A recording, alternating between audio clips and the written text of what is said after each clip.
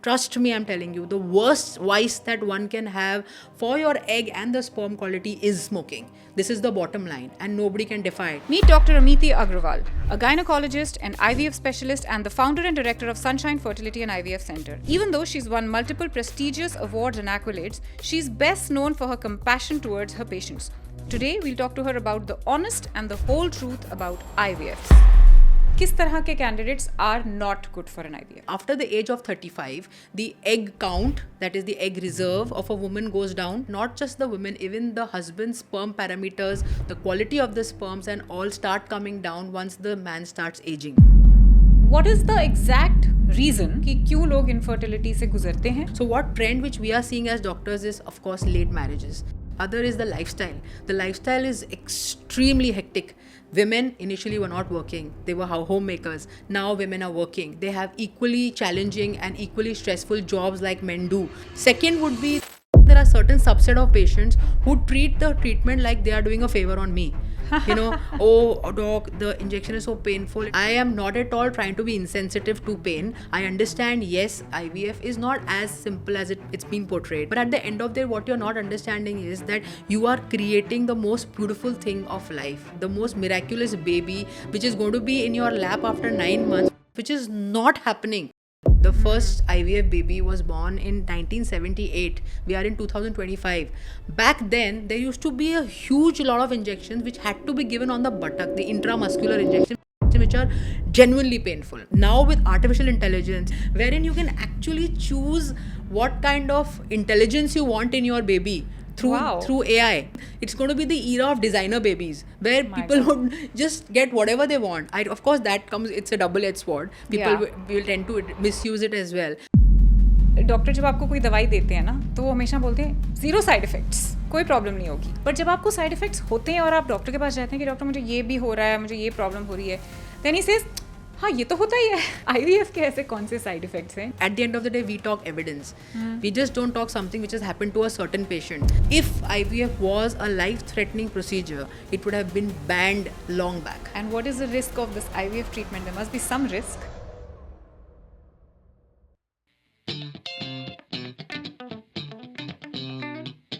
अभी हम रोल करेंगे. माइक तो नहीं एडजस्ट करना है? एंड उनका भी ले लेना, तो उनके लिए करनी है.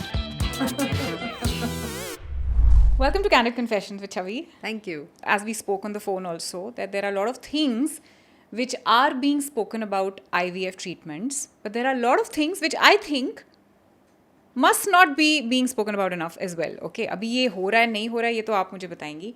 बट आजकल ऐसा देखा गया है कि IVF ऐसा कहते हैं कि कुछ भी प्रॉब्लम हो जाए IVF कर लो, ठीक हो जाएगा. You know, you'll get pregnant. You're not getting pregnant because of A, B, C, D, E, F reasons. IVF कर लो, हो जाएगा. Right? So I understand, and even I have discussed this topic many times with the experts on my own podcast, and I know that there are a lot of advantages of an IVF treatment.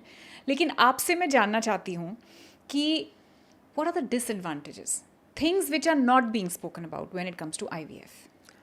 So most importantly, as you rightly said, that IVF is not the answer to just infertility. What we have to really understand is that IVF needs to be strictly indicated. So there are a lot of centers, not just in Bombay, all over India, all over the world also, where they are just doing IVF because they are getting impatient. Patient आ रही है, they have been married for a couple of months, doc we are trying, it's not happening, let's just do IVF. IVF is not that kind of a solution. We have to understand that IVF needs to be done in extremely indicated couples. You can't just randomly do it for a couple who doesn't need it. You have to give a fair chance to that couple. See, what we need to understand is कि जो infertility treatment होता है, that is not equal to IVF. Infertility treatment में आपकी laparoscopy होती है, जहाँ पे if there is a problem, if there is a fibroid, you remove it. If there is a polyp which is disturbing things, you remove that. If there is some kind of a tubal blockage, you can open that tubal blockage by a simple laparoscopic surgery, which has got excellent results, very good success rate, and for all you know, after the surgery, within 2 months, the patient conceives naturally. If she's got a borderline PCOS, if she's got some borderline endometriosis, you don't push her for an IVF, which a lot of people are doing. I feel sad to accept that there are certain people in the fraternity community who try to push the patient for IVF just to, kind of haze the process, just to, show that their success rates are very good. And of course, sometimes commercial also. We do have a lot of commercial centers who think that way, ki jaldi patient ko result do and, just, get it going. But that's not the right approach. So Really? here, what is really important is you need to approach a doctor who treats you like a human first. Not like a money making machine, or not like a client who's coming in, to give you 1.5-2 lakh rupees money and do IVF. इस तरह से आपको एक, you have to find somebody who can actually treat you humanly and who can give you a fair chance of natural attempts if it's indicated. I am not at all saying that if your AMH is very low, you've got very bad severe endometriosis, fallopian tubes are very badly blocked, the husband's counts are like really low, where natural conception is not possible. Yes, these are the cases where you have to go for IVF. Now, coming to, of course, you're very educated, very well aware of how things are. Yes, IVF is one of the biggest boon which humanity has ever seen. It can make things happen in the most miraculous ways for couple who can never imagine getting a child naturally. But yes, when you come to disadvantages, there are no disadvantages as such of IVF.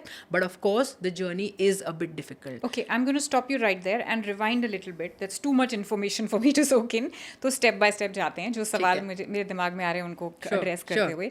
तो किस तरह के candidates are perfect for an IVF और किस तरह के candidates are not good for an IVF? Okay, so most importantly, if you ask me, I would like to divide that into सबसे ज़रूरी है that in IVF treatment or for any infertile couple, the most important factor would be age.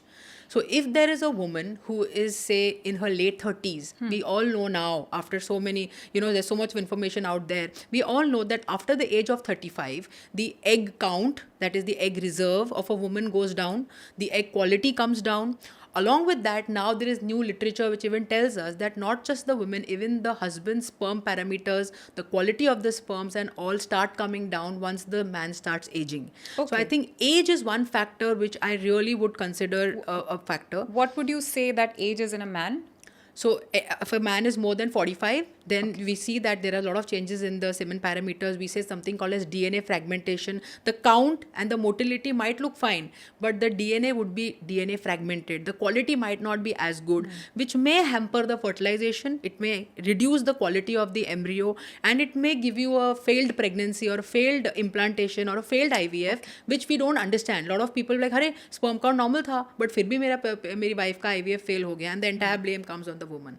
Okay, so then there are some patients who are age where advanced age is something which I would consider for IVF. Second would be a very bad grade 4 endometriosis. The patient has gone for multiple surgeries, just gone for a laparoscopy wherein they've seen that the tubes are pretty badly damaged. The tubes are not open. Tube means the fallopian tubes. So they are very badly damaged. So the fallopian tube is a very crucial place in the human female reproductive system, because that's where the fertilization actually happens. Okay. The egg and the sperm meet at the fallopian tube. So agar wahan pe there's a major issue, if the woman is born with genetically absent tubes, the tubes are fallopian tubes are absent, there are some conditions like that as well, or she's had a very bad tuberculosis in childhood which has led to destruction of the fallopian tubes, and you've tried to open it but it's failed.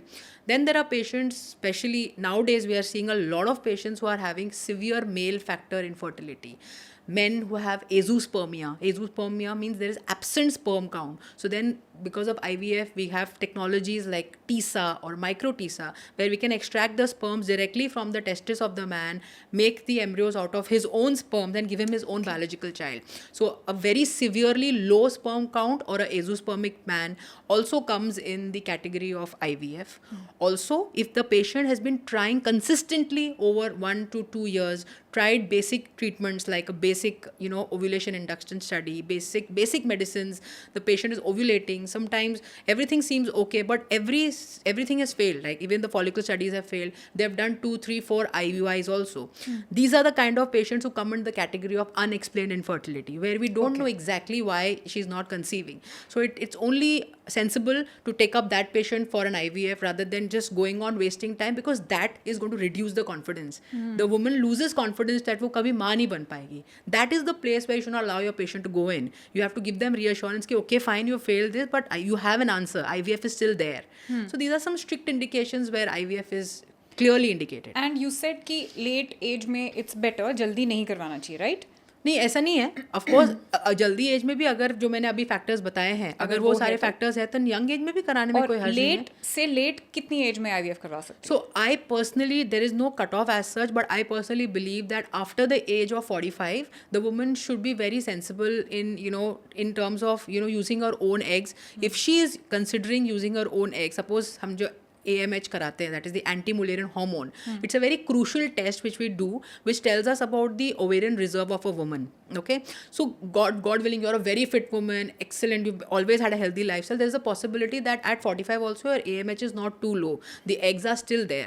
So in such patients, I would strongly recommend that even if you're using your own eggs rather than donor eggs, you must do the genetic testing of the embryos. Okay. So that's something which we call as the PGT testing. That is the pre-genetic testing. So in that, we test the embryos if the embryo is genetically normal. This is before you do the Before we implantation. put the implant, Okay. put the embryos back in the uterus. So ये चीज़ करनी बहुत ज़रूरी है, because it is very very clearly written in the literature. We have the evidence which clearly says that the risk of having a Down syndrome baby or a genetically abnormal baby is slightly higher after the age of 37 as compared to a woman who's less than 37 years of age. Okay. So even if you're 45, if you're regularly menstruating, your AMH is good, your egg reserve is good, you can consider doing IVF at your age as well.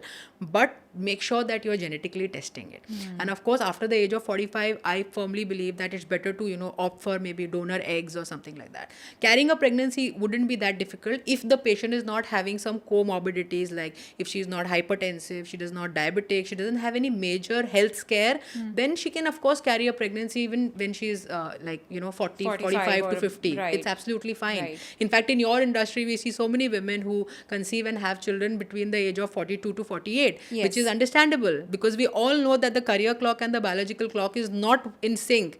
It's going in the other direction, and the career clock is going in the other direction, and the biological clock is going in the other direction. But tell me, in your experience, totally in your experience, when you do an IVF on a couple who's 40 plus, 45 plus, तो क्या कुछ ऐसा उसका down side नहीं होता है कि आप इतनी लेट एज में अगर आप माँ बन रहे हो तो आपका बच्चा जैसे जैसे बड़ा हो रहा है आप वैसे वैसे बूढ़े हो रहे हो?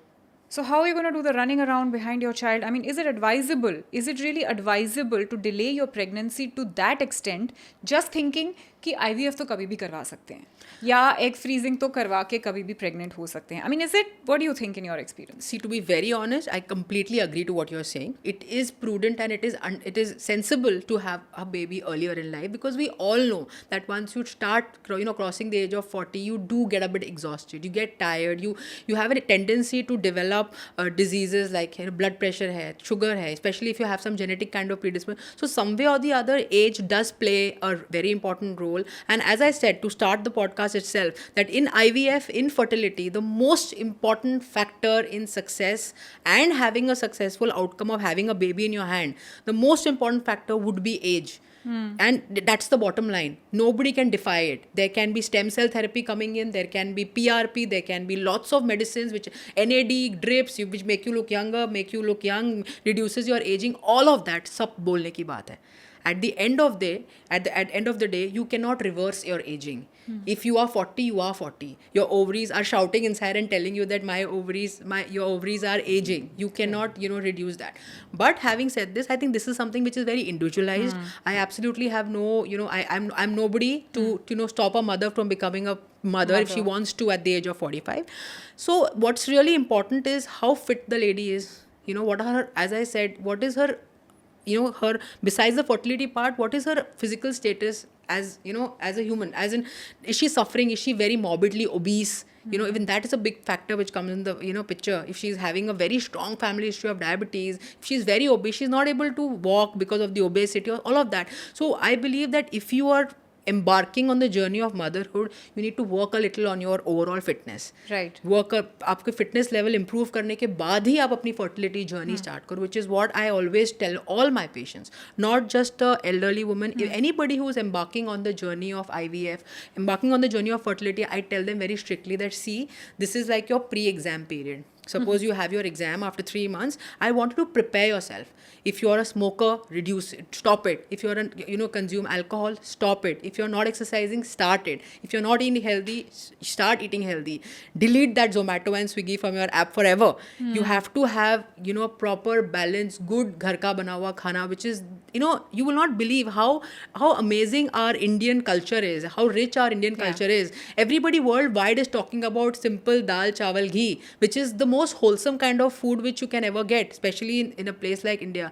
Add green leaf vegetables, add colored fruits and vegetables to your diet, exercise, and most importantly, you need to be mindful. You need to be mindfully aware. You need to have a positive attitude. You need to kind of manifest that you are going to become a mother soon. That plays a very important. ये सब बहुत छोटी छोटी बातें हैं जो बहुत सारे fertility experts they don't pay attention to all these I things. was just going to ask you, do doctors actually talk about this when somebody comes to them saying कि हमें infertility की problem है?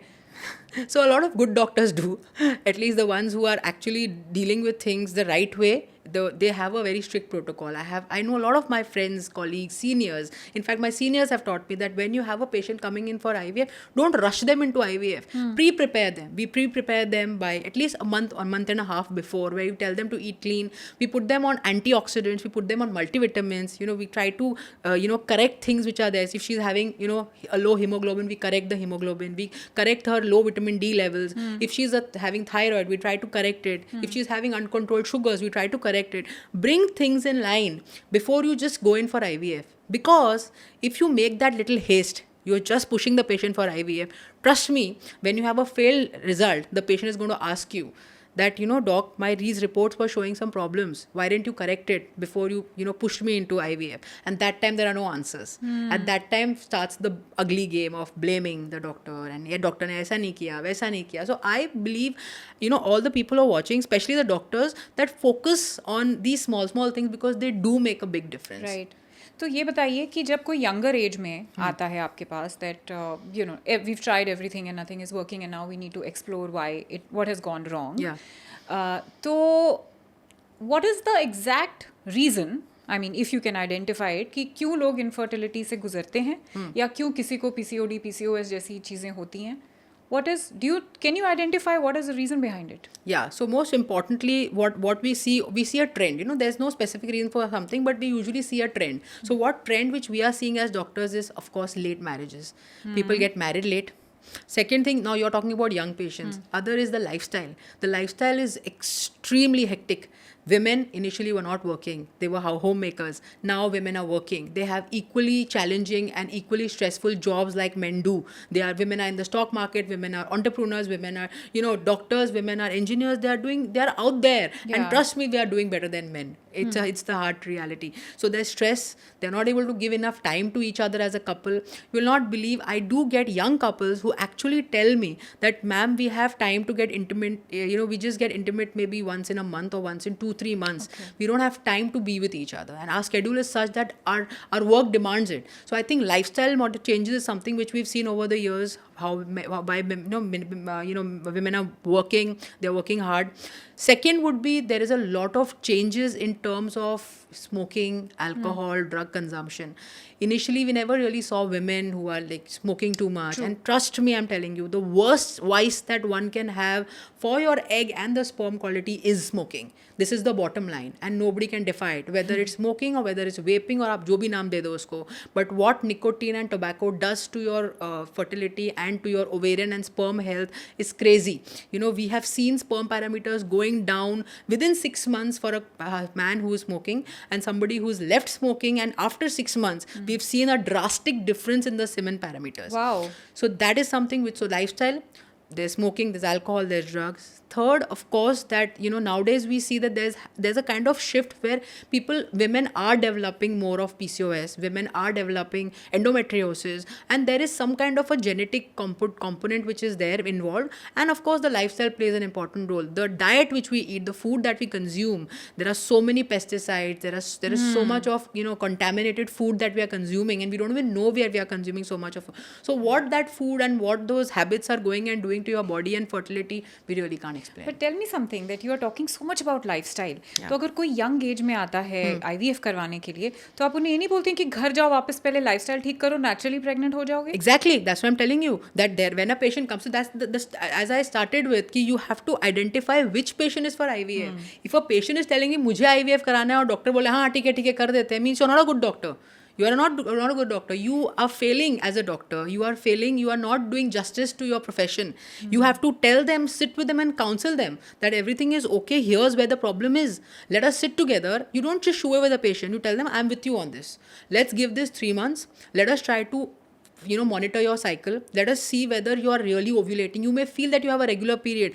What is important to understand is just because a woman has a regular period doesn't mean that she's ovulating. If you understand what I mean. Okay, so we have to tell the patient that, see, now you have been trying naturally your way. You did your ovulation kits, you did your timed intercourse and all of that. Let me come in the picture. Let me help you with this. We give some medicine which will aid the egg growth. We give some multivitamins. Call her for the scans. Maybe in the first 14 days is where the ovulation, the 14th day is where the ovulation happens.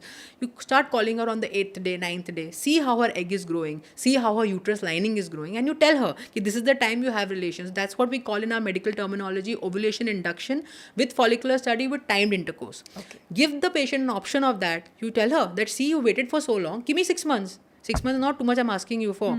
In that 6 months, let's work on your lifestyle. Let's see what the hell is going wrong. We may actually figure out that there is something wrong. And then if you feel as a doctor that, yes, something is wrong, something is not fitting in, and this patient now requires IVF, is then when you counsel. And when you do that, trust me, I can tell you, the patient gains confidence in you. The patient realizes that you are not a doctor who's running behind money. That and they you win the confidence of the patient, which is why that's how I work. If I have a patient who's even telling me, I do have patients who tell me nahi ab IVF karna hai. They have peer pressure, they have got that thing ki, but I tell them that, see, right now it's not indicated. Aapko karna hai, main kar dungi, but it's not indicated. I'm standing with you on this journey. This is the option which I have. Of course, the patient, it's her free will. She decides what she wants to do. तो ऐसी बात सुनते सुनते ऐसी मेरे दिमाग में सवाल आ रहा है कि अगर कोई कपल है जिसके पास इंटीमेट होने का टाइम नहीं है, वो पेरेंट्स कैसे बनेंगे? How will they give time to their kids? I mean, I am just thinking, then what do you tell these kind of couples कि आप क्या करो, बच्चा पैदा कैसे करोगे? Exactly. See, Chavi, we are living in a very complicated society. हमें लगता है कि हम एक simple society में, but it's like a natural transition. Once you see a couple who's married for 2 years, 3 years, everybody starts asking, बच्चा कब कर रहे हो? So then there's peer pressure where you see your friends, oh, I'm pregnant, she's pregnant, he's pregnant, da. So there is a lot of things which play, especially in the woman's mind. It might not play as much in the man's mind because that's how our society is. कल जाके if the patient is not able to conceive, the family first tries to point the woman कि something must be wrong with her. We have not yet reached that level of maturity where the family or the known people would say कि हाँ, even लड़के के साथ कुछ problem हो सकती है. This is something which we see day in and day out. So of course, when you plan to embark on the journey of parenthood, you have to make time. But of course, I mean, this is something which, as I said, is an individual choice. If somebody wants to have a baby with their difficult schedules, they want to have a baby. I mean, I think I am nobody to comment on that. No, you're absolutely right. Neither am I. I mean, we all can only have personal views on that. Yes, absolutely. And I think for me personally, being a parent is a very, very time-consuming job. Absolutely. And it's something which needs your 100% commitment. Correct. As does a business. Yes. So if you have a business which needs your 100% commitment, then how are you going to have a baby, or vice versa? Correct. So if you don't know how to balance the two, तो फिर तो एक चीज़ तो ज़रूर compromise आपको करना पड़ेगा, चाहे बिजनेस में करें चाहे baby के साथ करें. And I think here in India, I think we are blessed with a lot of help. I think that is something which I really feel very, comfortable or very lucky to be in India. I see my other colleagues and friends and, who are in the US and the UK who really struggle. And that's when the woman has to take a backseat in her career. Unfortunately, that's the truth. You never see a man who will say कि नहीं मैं 1 साल का break ले रहा हूँ because I have to bring up my child. But a woman, you will see her every now and then who's like, oh, I have to take a break. I just had a baby. I have to take a break. I just had a baby. So I think here, if you have very good family support, if you can afford good help, I think things do get a bit easy. Considering, I'll give you my own example. I'm running 3 clinics in Bombay. I delivered, and then in 15 days I resumed my work despite undergoing a C-section. 15 days I was back working. Why could I do that? Because I had my mother. I had my, people around me who were there to help in, chip in. Ki bhi, when you are coming at that time, we can, try to get things done for you, because your child of course needs you, but the child doesn't need you 24 hours. I think it's the quality which matters than just the quantity of time. Absolutely. And I see a lot of doctors, I feel doctors are personally, I feel they are the busiest people around because कभी भी emergency आ जाती है, कभी रात को आप phone नहीं off कर सकते हो, anything. And one day you switch off your phone and next day morning you are like completely flabbergasted by something which has happened and you've not able to attend. It just happened with me recently where my daughter just put my phone on silent and I woke up with 18 missed calls and a patient of mine had set into labor and I was not there and there was a huge hue and cry. Luckily I had a whole team and a good support system to manage the patient and everything went okay. But next day was absolute havoc for me. I can only imagine. And I remember that I can share my own experience here, that the first time when I decided to get pregnant, I didn't really know what is the kind of commitment that is required of a mother. तो मैंने अपने दिमाग में सोचा था कि एक बार delivery हो जाएगी तो I'll get back to work, and work for me that time was TV acting, which was very time consuming. Also, 14 hours on the set and then commute time. But once the baby came out, I had a dream offer, but I just couldn't say yes to it. I found myself saying no to them because I thought, नहीं यार मैं कैसे करूँगी? And they said that आप baby को लाइए, set पे हम आपके लिए nursery बनाएंगे, आप baby will be okay there, you bring your nanny and everything will be. But I said, no, I cannot raise a baby on the sets of a daily soap. It's just not the way I want to raise my child. And next thing I know, 2 years I was sitting at home because I couldn't trust anybody. I couldn't trust my nanny. I couldn't trust family. I was like, नहीं मैं ही करूँगी सब कुछ जो भी करना है मैं ही करूँगी. So I understand that when you do give your 100% to something, and even for work it's the same with me. कि काम भी अगर करना है तो लगता है कि नहीं ये कोई और ना करे मैं ही करूँगी because मैं ही अच्छा करूँगी. So I feel it must be very difficult for women who want to be mothers, at the same time want to be entrepreneurs or professionals in the workforce as well. Must be a very, very difficult choice. And of course there's no judgment here and there's nobody we are nobody to say कि आप ये करो और ये नहीं करना चाहिए या सही है ये गलत है. It's a personal choice.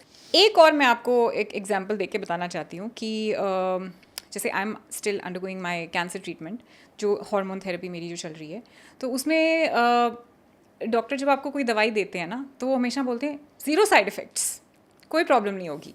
But जब आपको साइड इफ़ेक्ट्स होते हैं और आप डॉक्टर के पास जाते हैं कि डॉक्टर मुझे ये भी हो रहा है, मुझे ये प्रॉब्लम हो रही है, देन ही सेज हाँ ये तो होता ही है. तो IVF के ऐसे कौन से साइड इफ़ेक्ट्स हैं जो आप बताते नहीं हैं लेकिन थोड़े बहुत आप एक्सपेक्ट करते हैं? Sure. So most importantly, as you know, कि IVF का major segment is the injections, where we give the patient hormonal injections, which we give for about 10 days, जिसमें कि हम expect करते हैं कि patient के जितने eggs हैं वो सारे grow हों. So that is what we call as the ovarian stimulation. So what comes with along with those hormonal injections is that yes, the patient does experience some kind of bloating. She experiences some kind of mood swings because we are giving external hormones. जो normal आपका estrogen progesterone level आपकी body में है, हम उसको एक 3 to 4 times ज़्यादा level पे लेके जाते हैं because we want more number of eggs growing. In a normal natural cycle we have just one egg which grows and ovulates और फिर वो आपका लेकिन in IVF we want more numbers. So because we want more numbers we give something called as these injections. So there could be little mood swings, there could be bloating, there could be slight weight gain, there might be some kind of hormone emotional disturbances while the patient is going through that. You may get a bit cranky and of course that is the time where what I just said, that your mental strength comes in rescue. अगर आप mentally strong हो, if you have decided that okay, these are very small glitches, these are very small roadblocks which are going to lead me to a very beautiful destination, that's when you start thinking, trust me, all these small side effects just keep coming down. आपको वो realize भी नहीं होता. I have seen so many patients who are so mentally strong or so motivated, so determined. They'll tell me, doc, आप कितने injection देने दे दो. I know I'm going to do this. I'm doing this for something which I really want. मुझे कुछ नहीं हो रहा. I'm absolutely fine. And then there are certain subset of patients who treat the treatment like they are doing a favor on me. You know, oh doc, the injection is so painful, it pricked me with that. I agree, yes, injections are painful, but now you have got very high quality injections which are like insulin shots. They have got like a very very small micro needle, and trust me, it doesn't pain as much as it's projected. So when you say painful, is it the act of injecting? Yeah, the act which of is- injecting, some of That's them. it कि उसके बाद भी pain No, होता है? after that what pain? There's no pain. वो सुई लगने का जो बस pain जो होता है. हाँ, तो some of Okay. them will make it like such a big thing कि मैंने 12 दिन इंजेक्शन लिए. They will actually count the numbers. I was given 24 injections, I was given 30 injections, I was given 40 injections. So that's where you have to show a little bit of strength. I am not at all trying to be insensitive to pain. I understand, yes, IVF is not as simple as it's being portrayed कि हाँ थोड़े बहुत injections का pain ये सब चीज़ें होती हैं. But at the end of the day, what you're not understanding is that you are creating the most beautiful thing of life, the most miraculous baby which is going to be in your lap after 9 months, which is not happening. Somehow natural nature ने decide किया है कि आपको natural pregnancy नहीं हो रही है. And you are actually making something, we are going against nature. Yeah. You can imagine the kind of strength which you have inside you, that you are trying to create something. That, you know, you have given that power to a doctor who's trying to create a big miracle for you. Doesn't it take effort, little bit of pain and emotional trauma or emotional strength to, you know, to get something which is so difficult to achieve? So this is what I think you need to, some, you know, parents or, you know, mothers have to, or women rather, who are undergoing the treatment have to understand. It is something which you take it with a pinch of salt, but trust me, the advancements have been huge. What IVF this year is 47-year-old. The first IVF baby was born in 1978. We are in 2025. Back then, there used to be a huge lot of injections which had to be given on the buttock, the intramuscular injection, which are genuinely painful. Women used to have big bruised buttocks, you know, because the injections were like that. There has been a very strong, amazing transition over these years of 47 years where you have very high quality injections. You have got so many things which are there. Now you will not believe the new technology is coming up where these injections are going to be, you know, produced in the form of sprays. There are going to be nasal sprays, there are going to be mouth sprays, there are going to be things like single IVF procedure where instead of taking, you know, 10 days of injection, you just have to take 2 or 3 days of injections. Then there is something else coming up which is called the needle free IVF, wherein you kind of fix like a small, it's like a small device which you just put on your tummy, and the needle is there only, and you just have to keep on injecting the injection. So there's no prick, there's no fresh prick that happens. So the needle free IVF is already out there. People have started using it in the US and UK. Very soon it'll be patented in India and people are going to be using it in India. वो भी minimize होने वाला है. So that's how it's, you know, that's how the transition is happening. The kind of advancements we have in IVF is unbelievable. Now with artificial intelligence, this really excites me, and you can, I think, probably see the excitement wherein you can actually choose what kind of intelligence you want in your baby through AI. You know, the embryos are going to be, you know, through the artificial intelligent technology, you can actually, just by looking at the embryo, but just by properly grading it, you can actually identify that this embryo is going to be a more intelligent embryo, this embryo is going to be good looking. It's going to be the era of designer babies where people would just get whatever they want. Of course that comes, it's a double-edged sword. People will tend to misuse it as well, but the technology is advancing, so things are getting less and less painful. What it was back then, just to tell you, my mom is an IVF patient. I was conceived to her naturally, but she had problems to conceive my brother. And my brother now is 28 years old. So 28 years back, she sees her journey and she tells me, ki yaar, you guys have made it so easy. For me, it used to be like, I have to go in the morning at 7 o'clock. First, I have to give my blood. Then I have to go to one place to do the sonography, because it was not in one place. Then for that, after that I had to go to my doctor. Then my doctor would send me to another place to get the injections, because the injections were not so easily available back then. They used to be really painful injections. उसके बाद सब कर के मैं शाम को 8-9 बजे वापस घर पे आती थी. But look at you guys, patient is coming to you, everything is under one roof. वहीं पे scan हो रहा है, वहीं पे injections हो रहे हैं. The injections are such where you don't even need to go to the clinic. You just do it yourself. So things are being simplified. So as such, if you ask me, there is no side effect. But of course, ये minor glitches है, minor चीज़ें जो हैं, which are absolutely reversible. But एक चीज़ बताओ कि all this sounds really fascinating, and I know that the medical field has made a lot of advancements in all kinds of technology today. काफ़ी सारे treatments ऐसे हैं जो बहुत अच्छे हो गए हैं, easy हो गए हैं, and you know people are opting more to get these treatments done. But I mean, if I just coming from an absolutely layman perspective, I feel कि जब हम जैसे processed food की हम बात करते हैं, तो जितना हम फूड को प्रोसेस करते हैं पकाने में उतना इजी हो जाता है लेकिन खाने में उतना ही नुकसानदेह भी हो जाता है and in the long term it is more harmful than food which is probably less processed और फ्रेश सो ये इंजेक्शंस में ऐसा नहीं होता है कोई long term side effects Not at all. There's nothing. In fact, there's enough of literature, which initially there were some people who were talking about these IVF injections leading to ovarian cancer. Acha. There was certain literature which was telling that the patients who are undergoing IVF long term have got a higher risk of developing blood pressure and developing diabetes because there's weight gain which happens and all of that. All of this has been refuted. There is no evidence out there. There is no literature. At the end of the day, we talk evidence. We just don't talk something which has happened to a certain patient. So Right. sometimes if there's a patient who's undergone IVF treatment and she after 10 years becomes really obese and she develops hypertension and she starts blaming on the IVF, it doesn't become like a single case study. There is a Right. whole number of patients which you have to study over a particular timeline and a period of time. You come up with proper literature, randomized controlled trials, studies, everything, and then you come out with an evidence which says कि भाई इस चीज़ से ये चीज़ नहीं होती है, and then somebody starts blaming. So I am talking about evidence. There is no evidence or there is no literature which says that these injections are going to lead to an ovarian cancer or these injections or these IVF has led to the patient developing diabetes or hypertension or anything of that sort. If IVF was a life-threatening procedure, it would have been banned long back. It would not be something which is here for after 47 years of its existence. कोई भी चीज़ अगर इतनी ज़्यादा हानिकारक है तो आप उसको इंडस्ट्री में कैसे रहने दोगे? It will be out. It has to be out. So the whole fact that it's IVF is right here and it is transforming, developing by each passing day.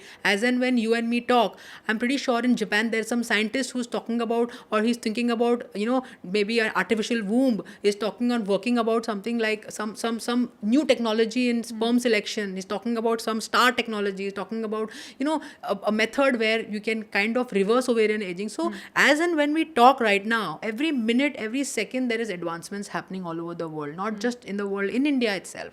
So it's a very hugely transforming branch, and the analogy that आप जितना process करते हो उतनी वो चीज़ खराब हो जाती है, that doesn't hold true with this. Okay. Because there's a lot of scientific evidence and there's a lot of scientists who are actually working on it. And कोई चीज़ अगर खराब है तो उसको even if before you start trying it on humans, as you know that in medical science, before you try something on humans, it's tried on animals.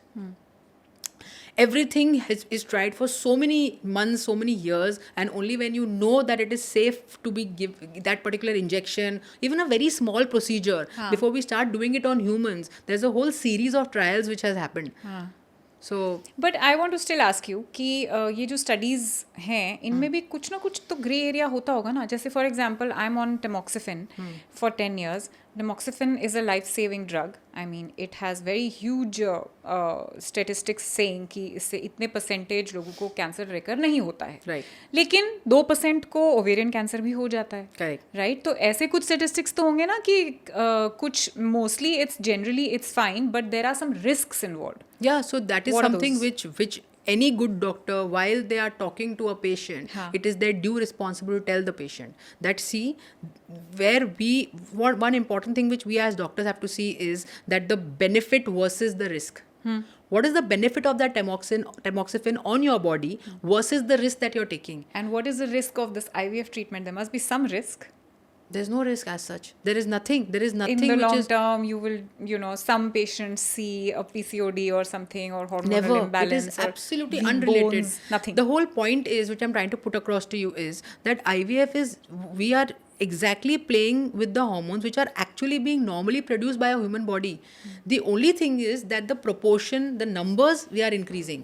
हम अगर आपकी body में natural estrogen, progesterone, FSH, LH hormone release हो रहा है तो हम कोई अतरंगी हार्मोन आपकी बॉडी में नहीं घुसा रहे हैं. Like if you are a normal woman who is FSH, LH and estrogen, progesterone, we are not trying to pump testosterone in your body. If we are trying to do that, that is going against the natural biological procedure. If we try to do that, that's when the hormones and that's where the hormone side effects are going to come in the picture. If you're going to, अब simple सी बात है ना, आप एक lady के अंदर testosterone pump करोगे, she's going to start having all those masculine side effects. She's going to have a hoarse voice, she's going to have acne, she's going to have hair fall, she's going to have all of that. Similarly, if you try to pump in estrogen in a man, even he's going to have those kind of side effects. Right. So of course we are not giving something which is out of the box. We are giving those hormones only, and that also nowadays, which I said, the newer injection, these are the highly purified forms. पहले हम जो एक menopausal women की urine से injections extract करते थे. We used to call it urinary FSH. Then we shifted from using from urinary, we shifted to highly purified, where that same thing we used to highly purified it. Then from there we shifted to recombinant, जिसमें कि हम वो use ही नहीं कर रहे. We are using a genetic technology to create the molecule which is so highly purified. So obviously when you are working in that direction you are trying to minimise the side effect to a very big extent. Understood.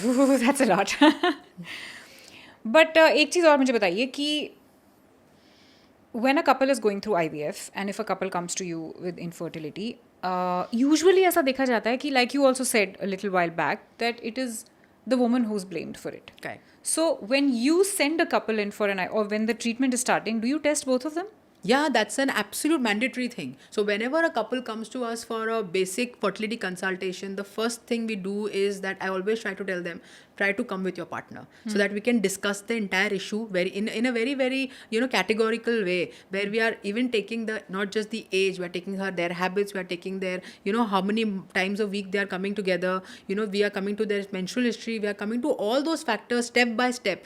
First and foremost, we take a deep clinical history. Followed by that, I subject the patient to a basic pelvic ultrasound. I have the facility over there only, so I don't send my patients outside for the scans. I do it myself because there are things which you can see from a fertility specialist eye than a radiologist eye. Right. You do end up missing some things as a radiologist which you don't miss as a fertility doctor. So you do a basic scan. We do some hormone test for the woman, and I always tell the patient that you have to do a semen analysis. It is absolutely mandatory. Without having your semen analysis in place, I'm not going to touch your case. And there are some men, of course, nowadays the whole psychology is changing quite a bit, where men have become receptive to it. They are more open to being told that you need to get a test done. But maybe a couple of years back, I've had men who've told me that मेरा क्यों करना है, मेरा सब ठीक है, I have a normal sexual intercourse, मेरा तो semen भी बाहर आता है, सब ठीक है, everything is fine. I don't think, I said, see, just because you are having a normal sexual life, just because you are ejaculating and the semen is coming out, doesn't mean that there are sperms in that semen. So please try to understand that we need to work on your body. And now I'm seeing that things are changing. Men are more receptive to that and people are okay. But of course, it's absolutely mandatory as a fertility doctor, even as a gynecologist, not just a specialist, even as a gynecologist, if a couple comes to you as a patient that I'm having infertility, the male factor needs to be evaluated. For sure. And tell me ki, since the whole treatment is happening on the woman, how important is the man's role in all of this? So here, I think this is something which I wanted to always point out, that the man is the biggest pillar of support at this point. And that is what he needs to be there for his wife. He needs to stand there for his wife. So I always try to, what I do is, if I'm telling the patients that, tell me what are your timings, what time is your husband coming back, when are you coming back from work, I try to give the injection slot at that time so that the husband is there. I try to teach the injections to the husband, so that he takes onus for it, he takes the responsibility, and trust me, they do a great job.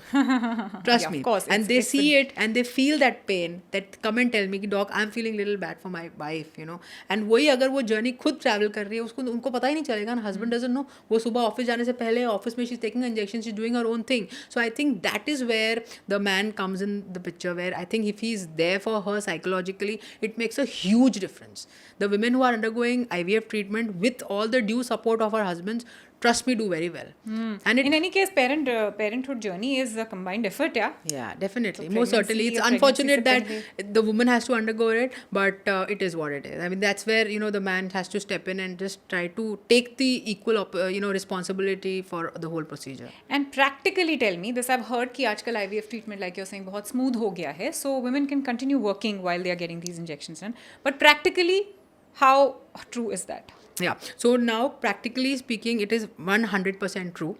What I tell my patient, I'll tell you something from my clinical experience and what I practice. I don't want to say something which I practice, tell you something, preach something which I don't practice. So, in my opinion, after we do the embryo transfer, the first 48 to 72 hours is what is the most important time. That's where the actual implantation happens. So what I tell my patients is that you plan your leave in such a way that after the embryo transfer, at least 2 to 3 days you can stay at home. Okay. So For that, I tell the patient the embryo transfer date at least 1 week to 10 days in advance. So we tell the patient that these 2-3 days you need to be at home, not on bed rest. You can do all your routine work. A lot of women have the opportunity now post COVID to work from home. I think that is a very big boon, a very big bliss. So I tell my patient that if you do have an opportunity to work at home, I have no issue with that. You can have your computer, you can have your desktop, and just be working. There's no problem.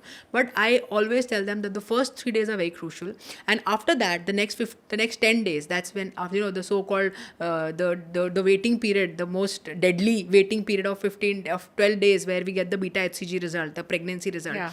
I tell them that those 12 days just ease a bit. If you're having a very hectic schedule, just try to slow down a little bit. Like if you're walking at a pace of say 50 steps very quickly, slow down a bit. If you need to pick up something from the floor, do it slowly. I'm not saying you need to be on bed rest, but just slow down a bit. Be consciously aware that I've had a procedure, and that's about it. It doesn't stop you from working. It doesn't stop you from doing any of it. I have my IVF patients who are working till 37, 38 weeks of pregnancy, and then they decide that this is the date of delivery, and now I'm taking maternity leave or whatever. So it's absolutely not true that a patient who's undergone IVF has to be on bed rest. Sometimes in certain percentage of patients, some end up with some kind of complications, like if she gets pregnant and after 15-20 days, 3 weeks, she starts bleeding, she has a spotting, or she has a bleeding, because IVF at the end of the day is an artificial procedure. We are giving hormones additionally to the patient, the hormones which the body is not forming otherwise. Right. It takes about 9 weeks for the placenta to start forming. The placenta is what releases these hormones. तो जब तक वो form नहीं होता, तब तक हमें patient को इंजेक्शंस वगैरह देने होते हैं. तो कभी कभी those injections, those hormones are not adequate to sustain the pregnancy, so there could be some bleeding, some spotting. So in those situations, yes, sometimes the patient does require bed rest for a couple of days before things. और जो injection का जो process होता है, वो injection लगवा के office जा सकते हैं. Of course.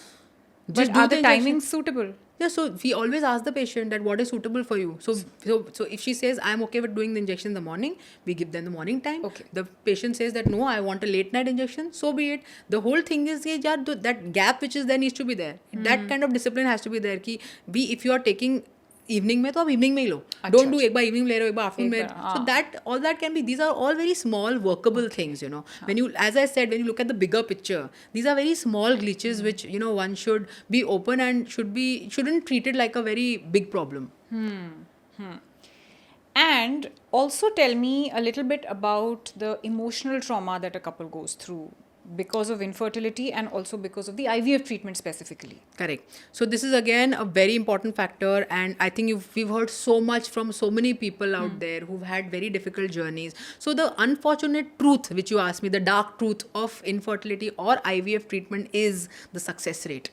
Okay. It is unfortunately not 100%. तो इसका कोई फैक्टर्स होते हैं कि किसी का, तो मैंने उस दिन doctor Mugdha was telling me that 18 cycles के बाद somebody got pregnant. Of course, she had one of 18. I had a patient who had 15 failures and she had 6 miscarriages. And nobody was identifying what the core issue was. When she came to me, my initial consultation lasted for about 55 to 60 minutes, where I was trying to figure out what is going wrong. And you will not believe that just a simple genetic test told me the whole story. The husband was carrying a very small genetic problem which led to all these miscarriages and all these failures. And the husband said, I have been never told about it. I didn't know. Nobody has done this test. Imagine 15 IVFs and 6 failures. Nobody tested this particular That's where thing. I want to ask you, जब पहला IVF fail होता है, so then before going in for the second round, don't you need to do all the tests to understand why the first failed? Precisely. So that's why I'm trying to tell you that you need to find a doctor who's ready to dive in with you to try to understand what the problem is. It's very easy to find 100 IVF doctors who are going to do the same routine treatment for every patient. Patient आया, ये वाला चालू कर दिया, कर दिया, blastocyst बनाया, blastocyst transfer कर दिया. But you need to find somebody. Yeah, you need to find somebody who can try to understand or try to identify the cause of the failure, which is very important. And trust me, I'm telling you, trust me when I say this, Chavi, there will always be an identifiable factor.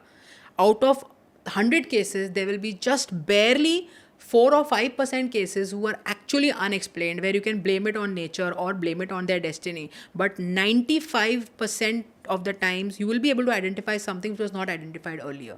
It could be an immune factor, it could be a genetic factor, it could be a something very small in the uterus, it could be some kind of a endometrial receptivity issue, it could be something with the sperm factor, it could be something with the genetic factor, but there's always something which is So there. technically, after the first cycle, आप लोग कुछ चीजें change करते होगे. second Yes, of cycle. course. We changed the protocol, we changed the injections, we changed the culture, what exactly was done before, whether the patient was, in I'm talking in embryology language. If the patient undergone a day 3 transfer, we think of doing a blastocyst. We try to check her immunology, whether her body is rejecting the embryo which has been formed. So there is a lot of detailing which goes, and you cannot just have like a, one for all kind of a treatment. One fits all doesn't work in IVF. In IVF, infertility does not work that way. Right. एक ही particular menu हर किसी को suit करेगा, it's not necessary. So that's where the whole challenge is, that's where people are finding it difficult because they are not able to identify who that one doctor can be who can sit with you and dive in तो कहाँ कैसे, what should you look for in a doctor? How do you know that this is the right one for me? Again, that's a very difficult question, but you have to try to ask them that what are the kind of cases that he or she has seen. Have they dealt with patients who have had failures before? Have they had a success rate? You have to ask them questions that, this is what was done to me in the previous cycle. What new are you going to do? And if the doctor doesn't have answers, then that doctor is not the right person for you. You have to ask them that this is my file, everything is in front of you. ये मैंने किया है, फिर भी मुझे pregnancy नहीं मिली है. So what next? So there should be somebody who has an answer. तो That this next. कुछ ऐसे भी पेशेंट्स होते हैं IVF के कंटेंडर्स जो होते हैं जिनको समझो कोई ऐसी बीमारी है या what do you call that, diabetes और हाई ब्लड प्रेशर और समथिंग, और PCOD और थायराइड और समथिंग, कि इसकी वजह से इनके ऊपर IVF हो ही नहीं सकता. So usually ऐसे circumstances होते नहीं हैं because all these factors which you have listed are very much treatable. And there's nothing which is not included in the list. Yes. So if there is a patient who is suffering with some kind of a cancer, which is going to be life-threatening for her to carry a pregnancy, those are the kind of patients where we say, no, you have to first get your cancer treated, and that's where fertility cryopreservation comes in the picture. That's where we talk about egg freezing. We talk about if the husband is having some kind of a male cancer, we try to tell him that before you start your chemo, radio treatments, or even if you are undergoing for a testicular surgery where you have to remove your entire testis, freeze your sperms, which you can use it eventually. If there's a woman who's undergoing some treatment for endometrial cancer or something of that sort, we tell them that before you start your treatment, freeze your eggs, so that once get that sorted, so that once your treatment is done, after that you can opt for other options. If God forbid, if the uterus is being removed for that patient, at least she has her eggs. She can use those eggs, she can use the husband's sperm, and she can go for surrogacy. The law allows it. So these are the kind of couples जिसमें कि आप चाह के भी IVF नहीं कर सकते because you are pushing the patient. Because see, what we need to really understand is having a baby is a luxury. It is not a need. आपको अगर बच्चा नहीं होगा तो आप मरोगे नहीं. Like if a woman has got cancer, she has to take treatment. If she is not going to take treatment, she may die. But that's not how it is for infertility.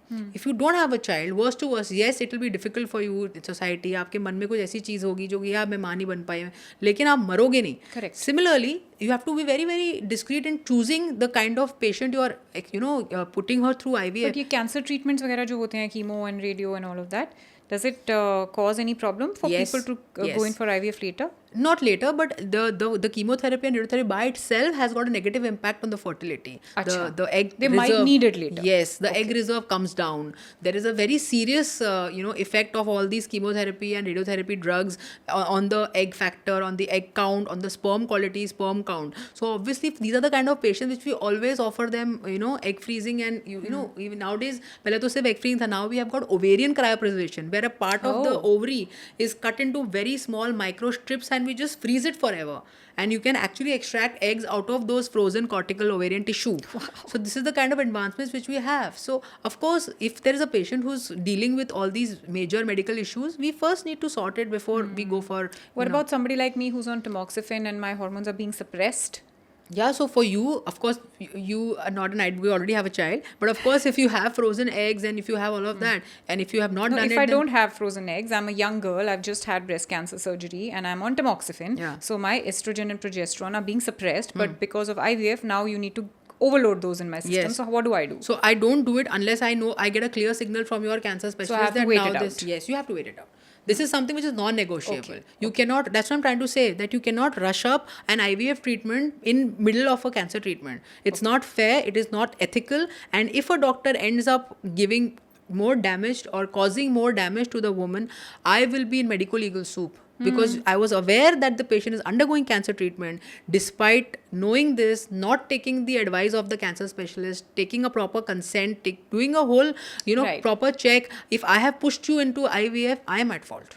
And There what has been are- a case in Yeah. in Pune recently. It was all over the newspapers and all of that, where the patient underwent IVF, and later on she had ovarian cancer, and that part was undiagnosed. The IVF center did not know that the patient has got ovarian cancer, and then during her delivery she ended up in some major complications and she died. And then when it was being held back, the couple already knew that that they had ovarian cancer, but they did not tell the consultant. They didn't tell the specialist.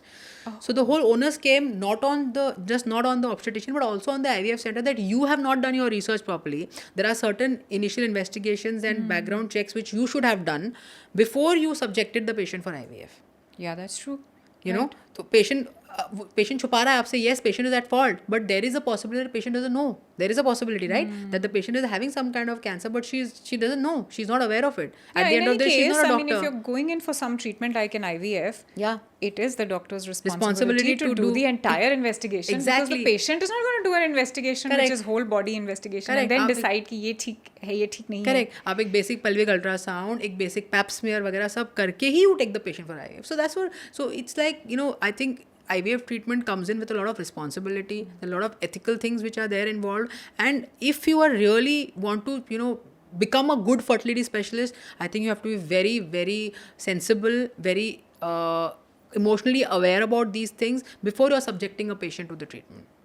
Very well said. I could actually wrap the episode on that line. But I have one last question. That what are the rules for a single mother who wants to opt in for IVF? Is that what does the law say, and what are her options? Okay, so the India is very liberal in this context. The new ART bill, which has been a life-changing bill, the new assisted reproductive technology bill, which came in 2021, very clearly says that any woman can go for IVF on herself or even opt for surrogacy if required, provided she has to be once married. Okay. So she could be a divorcee or she could be a widow. In that situations, she can do IVF and even opt for surrogacy. But if a single woman who's never married, wants to have a baby and wants to go for IVF, she can very well do it. The law permits it completely, Okay. which is not vice versa for a man. Which is not for a man. Well, not the case for a man. Yes. Okay, So a single man, as per the new ART bill, cannot undergo surrogacy. Or a gay couple or a lesbian couple cannot undergo surrogacy as per the current law. So if it is a married couple, they can opt for surrogacy, that too in strictly indicated patients, where you can do it only through altruism.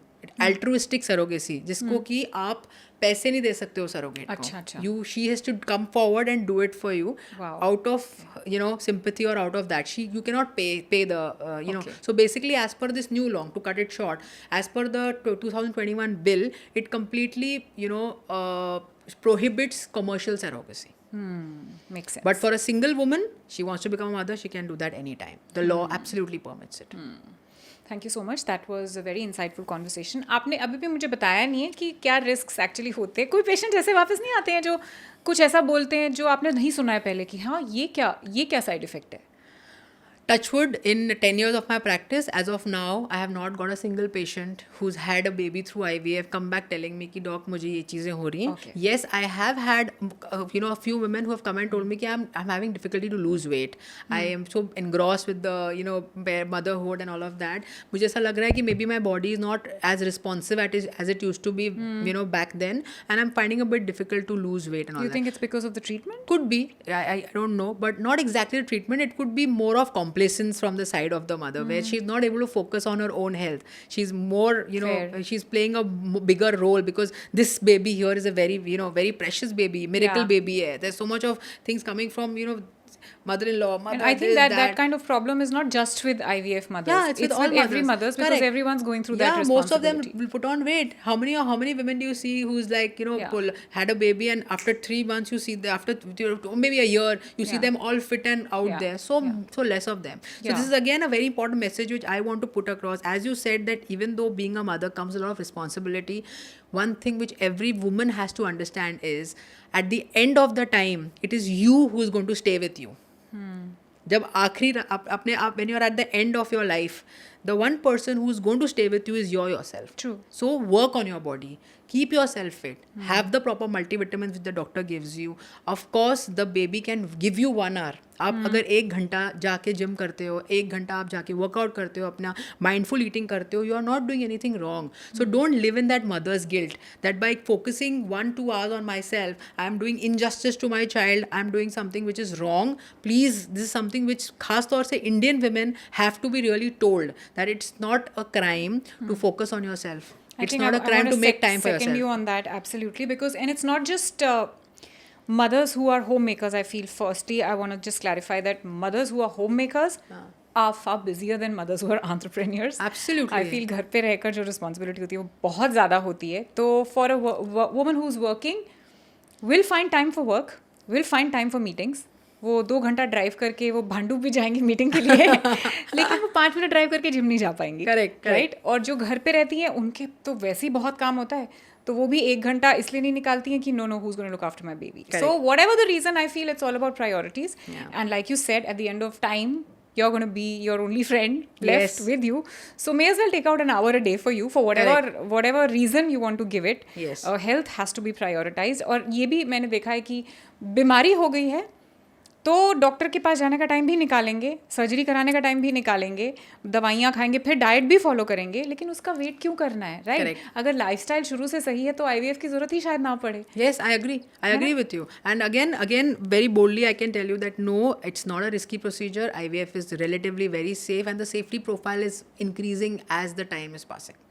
That's very good to You hear. just need to be in the right hands. Yeah, that's very important as always because हर चीज़ के 2 sides होते हैं. Correct. तो आप किसके पास जा रहे हैं, that's very very important. Thank you so much, Dr. Amiti, for Thank you for having me. It's been a pleasure. Such a lovely person, and it's been a pleasure knowing you. And thank you so much for having me here. Thank you. The pleasure was all mine, and I hope you guys also enjoyed this conversation. If you have any questions related to IVF, or if you have any experience which you want to share with us, which doctors, patients are not sharing with us, so you can put that down in the comments below, and I'll be looking forward to the comments. We'll be replying to the comments personally. Please don't forget to like and share and subscribe to the channel. You're watching Candid Confessions with Chavi. This is both of us signing out. Love and peace from us to you.